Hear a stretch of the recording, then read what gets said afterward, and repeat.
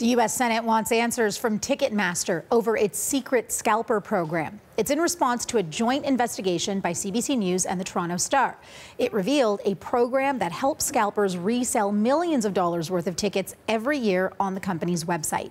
Arthi Pohl is here with the latest details. So what are U.S. regulators saying, Arthi? What we're hearing from the Senate's Consumer Protection Committee is that they want answers from Live Nation, from Ticketmaster, about what has been uncovered here. And this is the CBC's Dave Seglins going undercover back in July as he found out this information. Again, this was a CBC and Toronto Star joint investigation. And essentially what came out of that is that there's an online system called Trade Desk, which essentially these scalpers are using. And that is, it's in fact designed to help scalpers. That's according to the Ticketmaster handbook that was obtained by CBC News, and allows them to purchase hundreds of tickets essentially, because they're using up to 200 sometimes different accounts. So they bypass the ticket buying limitations that are put on most users of 6 to 8 tickets, and they're able to purchase many more and then resell them on Ticketmaster with additional fees that are put on by Ticketmaster itself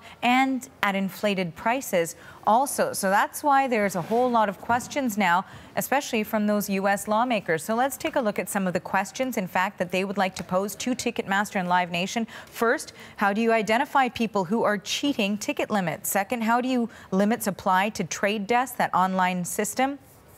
Then they also want Ticketmaster to share the Trade Desk handbook, and they want to find out what role the handbook plays in deterring resellers from engaging in illegal ticket purchasing activity. All right, so how is Ticketmaster responding to this? Here is what it had to say, that it's clear from the senator's letter that the CBC reporting has left the impression that Ticketmaster provides brokers with ticket buying software, which is categorically false. We look forward to explaining that to senators later this week.